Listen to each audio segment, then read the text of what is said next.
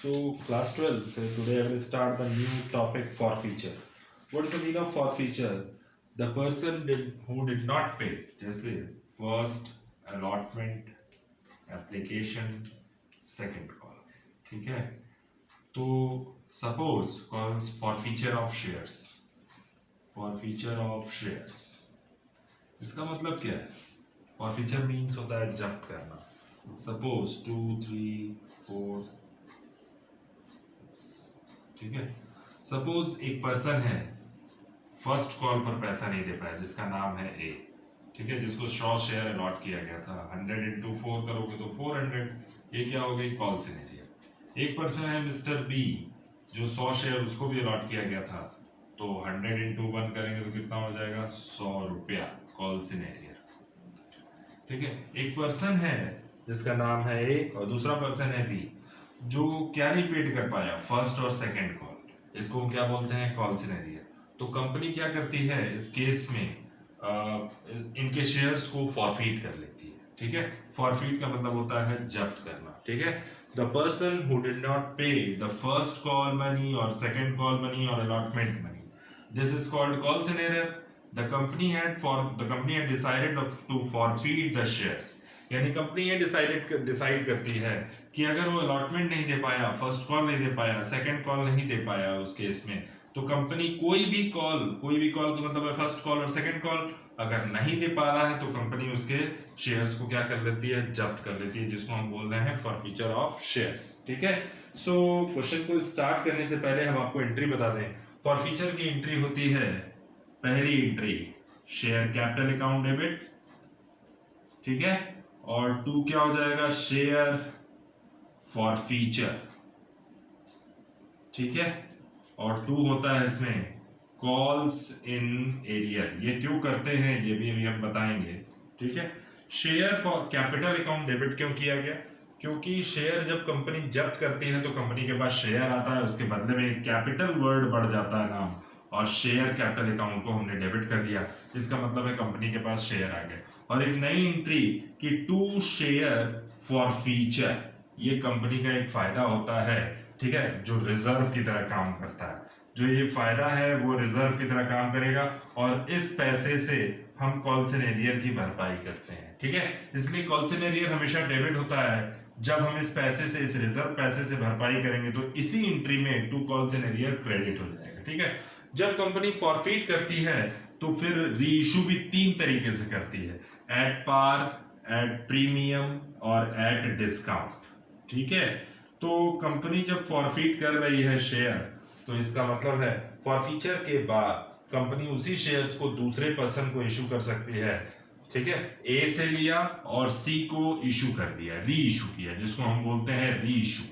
ठीक है. जब कंपनी री इशू करेगी तो फिर उसकी कैपिटल बनेगी और फिर उसको पैसा मिलेगा.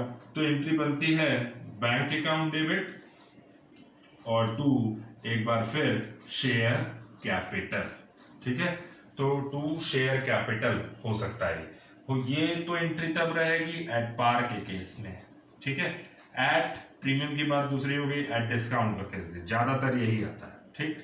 तो बैंक अकाउंट डेबिट, ठीक है, शेयर एफएफ अकाउंट डेबिट यानी शेयर फॉरफीचर, जिसको हम डिस्काउंट अकाउंट डेबिट बोलते हैं, और 2 क्या हो जाएगा? Share capital. अब ध्यान से देखिएगा, share capital account debit to share forfeiture to calls in arrear. पहली एंट्री. 3 एंट्री आपको इसमें बनानी है. ठीक है. और दूसरा एट पार पे अगर कहेगा कि 10 का शेयर 10 में री इशू किया गया तो bank account debit to share capital, और कहेगा एट डिस्काउंट पे री इशू किया गया तो बैंक डेबिट शेयर एफएफ या शेयर फॉरफीचर अकाउंट डेबिट. ये जो शेयर फॉरफीचर डेबिट हो रहा है ये डिस्काउंट है. ठीक है. और 2 एक बार फिर कंपनी की कैपिटल बन गई. अगर एट पार पे इशू करता है तो बैंक अकाउंट डेबिट, यानी हमने ये कहा 10 का शेयर 10 में जारी किया, री इशू किया, तो इसका मतलब है bank account debit to share capital. 10 का शेयर 8 में जारी किया तो इसका मतलब है 10 का शेयर 8 में 2 रुपए का नुकसान. वो नुकसान क्या है? शेयर एफएफ अकाउंट यानी share forfeiture account in bracket discount account. ठीक है. सो ये तीन एंट्री है जो आपसे एग्जामिनर पूछ सकता है कि शेयर फॉरफीचर की एंट्री बताइए. तो शेयर फॉरफीचर की एंट्री होती है share capital account debit to share forfeiture. ठीक है। बट हमने एडवांस में आपको बता दिया है कि कॉल्स इन एरर जो डूबा हुआ पैसा है, इस रिजर्व पैसे से हम उसकी भरपाई करते हैं। कॉल्स इन एरियर डेबिट होता है, जब इस रिजर्व पैसे से हम भरपाई करेंगे तो इसी एंट्री में कॉल्स इन एरियर क्या हो जाएगा, क्रेडिट हो जाएगा। ठीक है। दूसरी एंट्री हमने ये बताया री इशू की एंट्री, ये दोनों एंट्री जो है आपकी री इशू की है। कंपनी हमने कहा ना कि ए से लेकर के सी को दे दिया, तो इसका मतलब है एक पर्सन से लिया, फिर दूसरे पर्सन को क्या कर दिया, उस शेयर को ट्रांसफर कर दिया, यानी शेयर होल्डर बना लिया। ठीक है। तो यहाँ पे 3 एंट्री है और ध्यान से देखिए। अब हम स्टार्ट करने जा रहे हैं क्वेश्चन, और वो क्वेश्चन है फॉरफीचर से रिलेटेड, और फॉरफीचर का ही चांसेस ज्यादा होता है क्वेश्चन पेपर में आने का। ठीक है। सो शेयर फॉरफीचर यानी एंट्री जो बनेगी वो क्या रहेगी,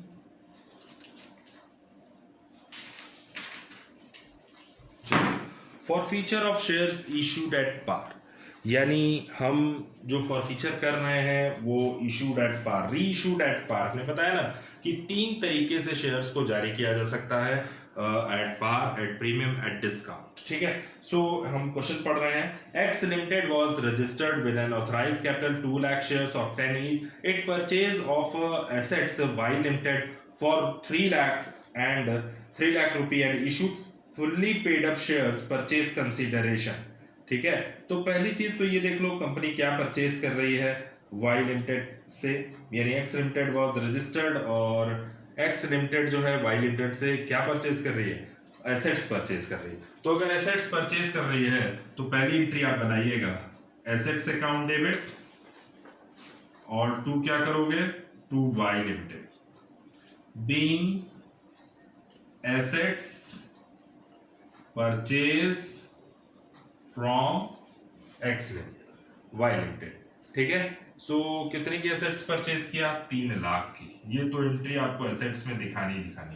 ठीक है। उसके बाद देखते हैं कितना शेयर्स इशू करा। Issue fully paid shares for purchase consider, it also invited applications for 1,20,000 shares payable as under, यानी कंपनी इशू कितना कर रही है, issue shares 1,20,000 at the rate of 10 rupees। ठीक है, at the rate of 10 rupees। और application दिया है 2.5 का। ठीक है। अलॉटमेंट वर्ड दिया है 2.5 का। फर्स्ट कॉल कितने की है, 2 रुपीज की। सेकेंड कॉल 3 रुपीज की। यहां से ये फेस वैल्यू है, मैच करना चाहिए। 2.5 2.5 5 2 7 और 3 10। ठीक है। आते हैं, बात करते हैं amount due on allotment and first call was duly received, however 3,58,800 were received only final call. अभी हम ये देख रहे हैं कि कितना पैसा हमको सेकंड कॉल पे मिल रहा है, केवल 3,58,800। ठीक है। दैट कंपनी री इशू 8.5 पर share as fully paid up. ठीक है। कंपनी री इशू कितने में कर रही है, 10 का शेयर कितने में री इशू कर रही है, 8.5। सो 10 का शेयर अगर 8.5 में इशू किया तो 1.5 का क्या हुआ, डिस्काउंट हुआ, यानी कंपनी अपना री इशू कर रही है शेयर डिस्काउंट पे। एंट्री क्या बनेगी री इशू की, bank account debit, share forfeiture debit, और टू क्या हो जाएगा, शेयर कैपिटल। तो दूसरी एंट्री जो बनाएंगे हम इशू की, अब हम एंट्री बनाने जा रहे हैं इशू की। ठीक है। और इशू की एंट्री बनाने के लिए सबसे पहला काम करेंगे कि हम लोग receive due receive transfer due receive चलता जाएगा। ठीक है। तो एंट्री बनेगी बैंक अकाउंट डेबिट, और टू क्या हो जाएगा, शेयर एप्लीकेशन। ठीक है। Being application money receive. ठीक। कितने से एप्लीकेशन मनी रिसीव कर रहा है, 1,20,000 इंटू 2.5, यानी 3 लाख रुपीज से। ठीक है। 1,20,000 इंटू 2.5, तो आ गया आपका 3 लाख रुपीज। ठीक। फिर इसके बाद आते हैं ट्रांसफर की एंट्री करते हैं, शेयर एप्लीकेशन अकाउंट डेबिट, और टू क्या हो जाएगा, शेयर एप्लीकेशन से पैसा निकाला और शेयर कैपिटल में ट्रांसफर। ठीक है। 3 लाख आ जाइए 4 नंबर एंट्री। चलिए 4 नंबर में हम लोग एंट्री क्या करेंगे, ठीक है, ध्यान से देखिएगा। एंट्री नंबर 4, अब हम लोग एंट्री करने जा रहे हैं अलॉटमेंट की। अलॉटमेंट ड्यू करेंगे, share allotment account debit and to क्या हो जाएगा, शेयर कैपिटल। 1,20,000 इंटू 2.5, 3 लाख, ठीक है। 5 की एंट्री बनेगी बैंक अकाउंट डेबिट और 2 क्या हो जाएगा, शेयर अलॉटमेंट, ठीक है। 3 लाख रुपीज से 3 लाख रुपीज, ठीक। फिर अगली एंट्री करते हैं, एंट्री नंबर 6। 6 की एंट्री क्या पास करेंगे, यहां देखो 6 की एंट्री पास करेंगे, share first call account debit और 2 शेयर कैपिटल, यानी 1,20,000। फर्स्ट कॉल पे कितना मांगे, 2 रुपीज, यानी 1,20,000 इंटू 2 तो 2,40,000, ठीक है। 7 एंट्री बनेगी बैंक डेबिट और 2 शेयर फर्स्ट कॉल 2,40,000। अब लास्ट कॉल पे थोड़ा रुकते हैं और देखते हैं क्या कह रहा है लास्ट कॉल के बारे में। कह रहा है कि however amount due on allotment first call money duly received, यानी अलॉटमेंट की पूरी मनी आ गई और फर्स्ट कॉल का पूरा मनी आ गया, ठीक है। अब हम बात करें लास्ट की, कह रहा है कि amount due on allotment in first call was duly received, however 3,58,800 were received on final call, यानी हमने पहले चेक करना है कि सेकंड कॉल पे मांगे कितना थे। Share second and final call account debit और 2 क्या हो जाएगा, शेयर कैपिटल, ठीक है। तो 1,20,000 इंटू 3 तो कितना हो जाएगा, 3,60,000। 3,60,000 मांगे थे, 3,60,000 और हमें मिला कितना, 3 लाख। सेकेंड कॉल पे हमको मिल रहा है 3,58,800। मांगे थे 3,60,000, मिला कितना, 3,58,800। तो कितना नहीं मिला ये हमको चेक करना है, ठीक है। तो मिला कितना नहीं, टोटल 1,200, ठीक है, 1,200 रुपया, ठीक है। तो हम चेक करेंगे कि हम सेकेंड कॉल पे ही नहीं मिला था 3 रुपीज, ठीक है। तो 1,200 रुपया नहीं मिला, तो यही हमारा क्या है, कॉल सिनेरियो। और सेकेंड कॉल पे कितना मांगे थे, 3 रुपीज, तो हम शेयर्स में कन्वर्ट करें 400 शेयर्स, ठीक है। तो 400 शेयर्स इंटू 3 यानी 1,200 रुपया, ये क्या है आपका कॉल सिनेरियो, ठीक है। फिर से एक बार देखते हैं, हमने मांगा था 3,60,000 सेकेंड कॉल पे ड्यू के समय, लेकिन मिला कितना, 3,58,800। कितना नहीं मिला, 1,200 रुपया नहीं मिला, 1,200 रुपीज नहीं मिला, जिसको हम क्या बोल रहे हैं, कॉल सिनेरियो। हम कितने शेयर्स का पैसा नहीं दिया वो बंदा, यानी सेकंड कॉल पे आपने मांगा था 3 रुपीज, 3 से डिवाइड कर दीजिए तो आपका आ जाएगा 400 शेयर्स का पैसा नहीं मिला। तो 400 इंटू 3 1,200 रुपया आपका आ गया, ठीक है। तो bank account debit, calls in arrear debit और 2 क्या हो जाएगा, share second call, being second call money receive 3,60,000, ये आप मांगे थे, इससे क्रेडिट कर दीजिएगा, ठीक। 1,200 नहीं मिला तो मिला कितना, 3,58,800। ये था आज का आपका सवाल। और इसके बाद शेयर फॉर फीचर की एंट्री। शेयर फॉर फीचर की एंट्री करते समय हमको ध्यान रखना है कि उस पर रीइश्यू दिया है कि नहीं दिया, ठीक है। अब शेयर फॉर फीचर की एंट्री करते हैं, तो पहले होगी शेयर फॉर फीचर की एंट्री। देखो लास्ट कॉल का पैसा नहीं मिला, यही है फॉर फीचर। लास्ट कॉल कितने शेयर होल्डर ने 400 शेयर्स एक बंदे को अलॉट किया था, जिसने लास्ट कॉल का पैसा नहीं दिया, तो उसका पूरा पैसा कंपनी 10 रुपए के हिसाब से जब्त कर लेगी, ठीक है, 10 रुपए के हिसाब से। तो जब कंपनी जब्त करेगी तो एंट्री कंपनी के पास क्या आएगा, शेयर्स आएगा, जिसको हम शेयर कैपिटल का नाम दे रहे हैं, शेयर कैपिटल अकाउंट डेबिट, और 2 क्या हो जाएगा, शेयर फॉर फीचर, ठीक है। कितने का कंपनी उसका 400 शेयर्स का था, 400 शेयर्स का पैसा नहीं दे पाया, तो 10 रुपए के हिसाब से जब जब्त करेगी तो 400 इंटू 10 4,000 रुपये, ठीक है। और 2 शेयर फॉरफीचर होगा, और हम बताए थे कि कभी भी ये कंपनी का एक्सेस पैसा रहता है फॉरफीचर। तो मिस्टर ए था जो पैसा नहीं दे पाया 400 शेयर्स का, तो उसने एप्लीकेशन अलॉटमेंट फर्स्ट कॉल तो दिया होगा, लेकिन जब लास्ट कॉल नहीं दिया तो कंपनी पूरे 10 रुपए से उसका शेयर जब्त करती है। यानी कंपनी ये मान लेती है कि कंपनी को टोटल 4,000 का शेयर्स वापस मिल गया और इसको हम दूसरे को रीइश्यू करेंगे, तो दोनों तरफ से कंपनी का फायदा है।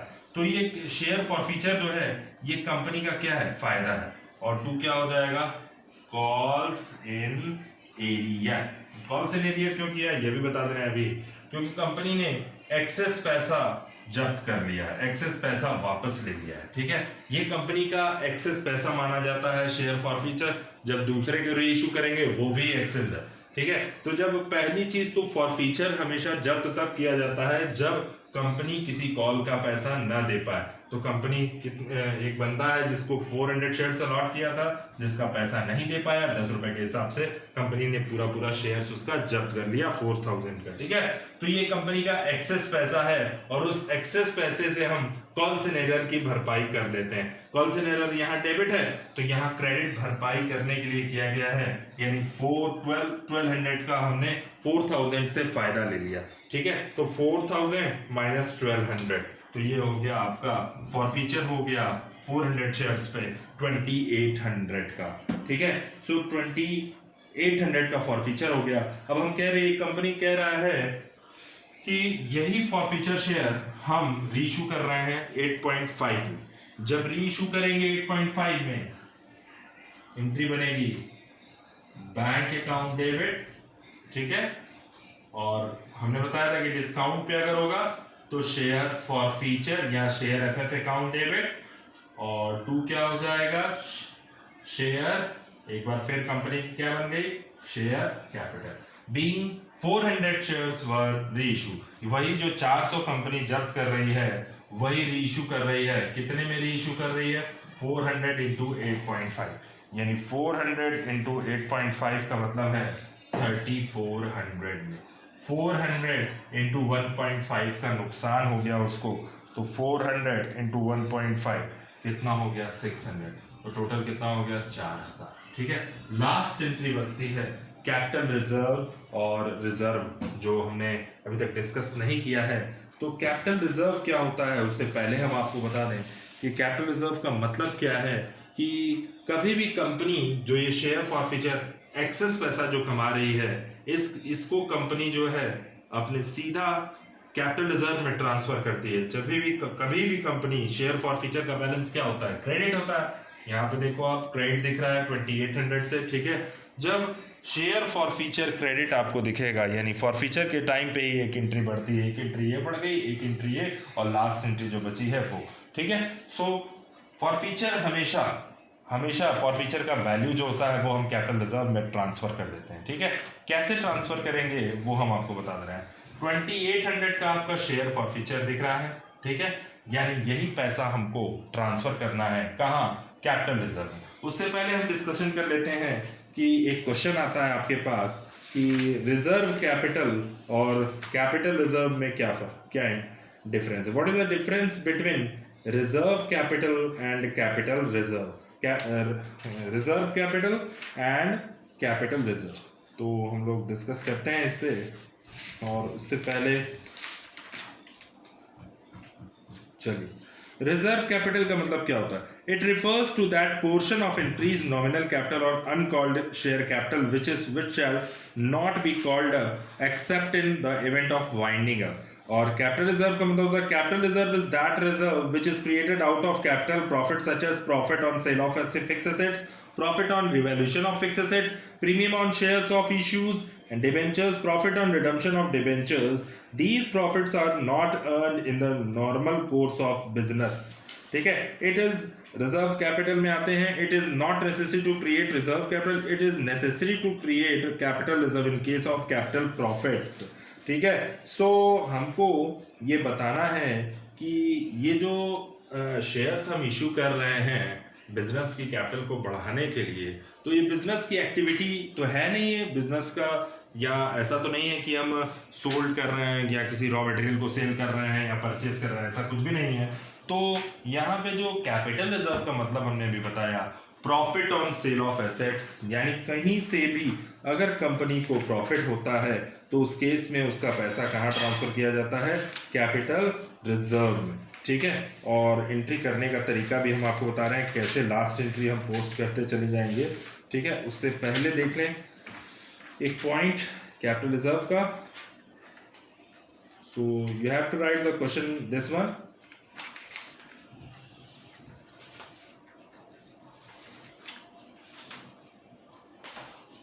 टोटल हमें कितना ट्रांसफर करना है, यानी कैपिटल रिजर्व की profit on sale of fix assets, profit on revaluation of fix assets, premium on issue of shares and debentures, profit on redemption of debentures, profit earned by a company prior और to its incorporation, profit on forfeiture on reissue of shares. यानी कभी भी अगर company कोई profit कमाती है shares के री इशू करने से, तो उस जो फॉरफीचर करने के बाद जो री इशू होता है, उस केस में हम जो एक्सेस पैसा कमाए हैं उस पैसे को हम सीधा कैपिटल रिजर्व में ट्रांसफर करती है कंपनी। ठीक है, तो जो एक्सेस पैसा कैसे है, देखिए शेयर फॉरफीचर में हमने कितना कमाया था, 2800, तो शेयर फॉर यही पैसा आपको निकालना है, शेयर फॉरफीचर का पैसा निकाल के कैपिटल रिजर्व में ट्रांसफर करना।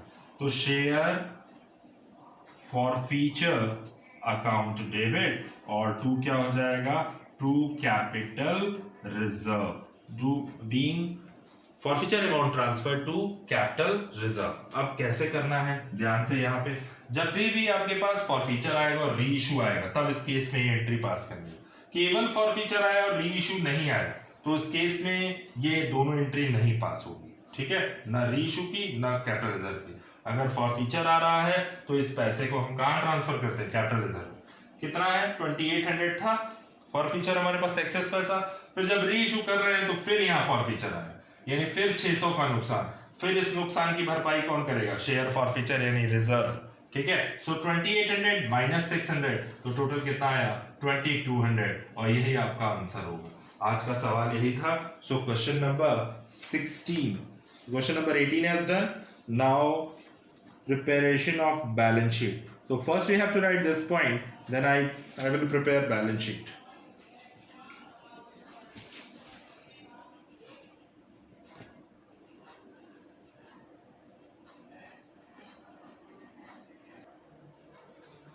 देखिए क्लास, बैलेंस शीट। ठीक है, आपका कैपिटल रिजर्व का जो बैलेंस आ रहा था लास्ट में कितना आ रहा था, 2200 कैपिटल रिजर्व यही आ रहा था 2200 का। आज एक नई तरीके की बैलेंस शीट बनेगी जो सबसे अलग है। ठीक है, so balance sheet as at particulars, note number, current year, previous year बनाना चाहो तो प्रीवियस ईयर भी बना सकते हो। Equity and liability, share holder fund, share capital, reserve and surplus, ये 1 नंबर पार्ट है आपका फर्स्ट। ठीक है, सेकंड में है एसेट्स में नॉन करंट एसेट्स जो कि फिक्स एसेट्स होती है। फिक्स एसेट्स में क्या आते हैं, टेंजिबल आते हैं। ठीक है, और इंटेंजिबल भी है। ठीक, current assets cash at bank है, नोट्स टू अकाउंट। सबसे पहली चीज तो यहाँ पे आज हमको बैलेंस शीट मिलानी है, जैसे कि बोथ साइड्स आर इक्वल। तो शेयर होल्डर फंड में क्या क्या आएगा, शेयर कैपिटल आएगा, रिजर्व एंड सरप्लस। एसेट्स में क्या आएगा, non current assets, fix assets. Non current assets में क्या, फिक्स एसेट्स। ठीक है, फिक्स एसेट्स में क्या, टेंजिबल, इंटेंजिबल है कि टेंजिबल है।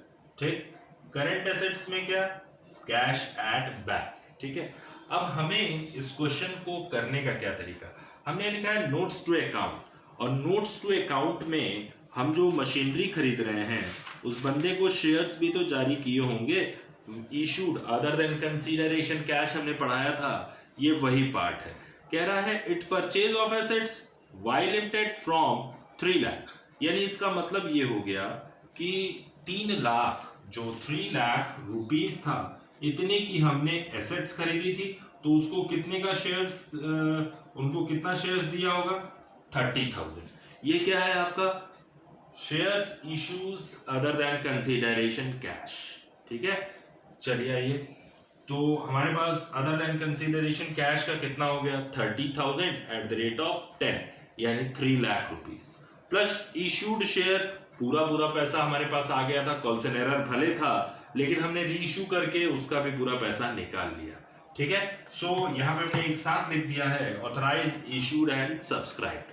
ठीक है, ऑथराइज्ड, इशूड एंड सब्सक्राइब। तो आपको पता है 30,000 जो हमने at the rate of 10 rupees के हिसाब से हमारे पास issued other than consideration cash का पॉइंट था जो हमने पढ़ाया था कि शेयर्स कभी भी हम किसी से मशीनरी खरीदे उसको पैसा ना दे करके हम क्या दे रहे हैं, शेयर्स प्रोवाइड कर रहे हैं। तो उस केस में एंट्री बनाने का और नोट्स टू अकाउंट बनाने का क्या तरीका, 30,000 है, यहाँ पे आप लिखोगा, यहाँ पे आप लिखना other than consideration cash, other than consideration, हमने शॉर्ट फॉर्म लिया है CON डॉट, इसका मतलब होता है consideration, other than consideration cash में कितना है 3 लाख।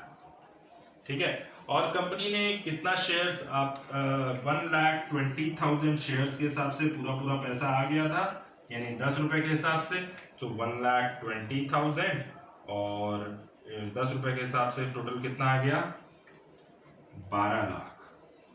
तो 12 और यहाँ पे ये दिखाना है। उसके बाद सेकंड पॉइंट आता है reserve and surplus. Reserve and surplus में हमने आपको बताया था सिक्योरिटी प्रीमियम रिजर्व होता है, capital reserve.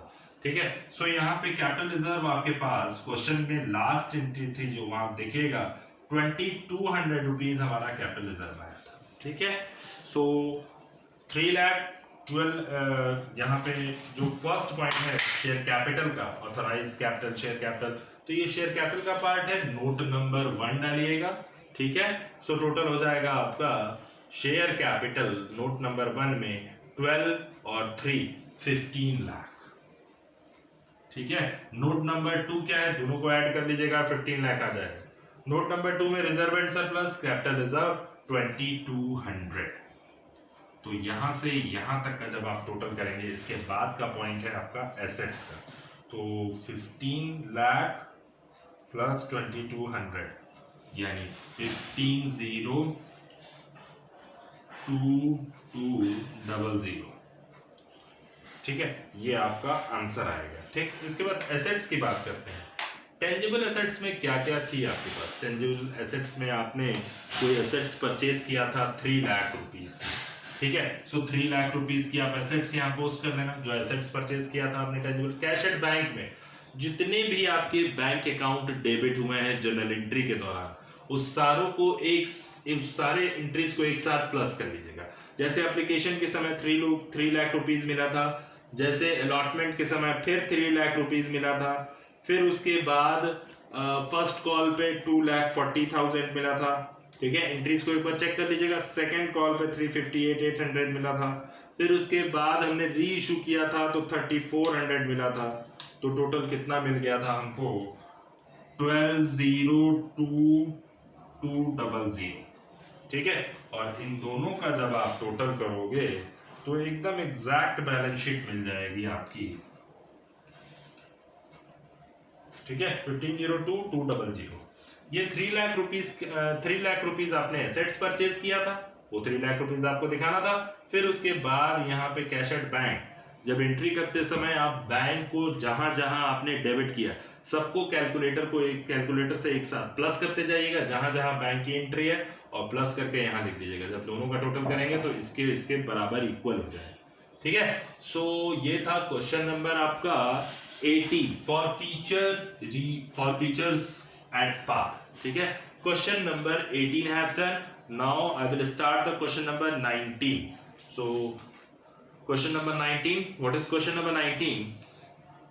Alpha limited issued 5,000 shares, 100 rupees each at par. The amount was payable as follows.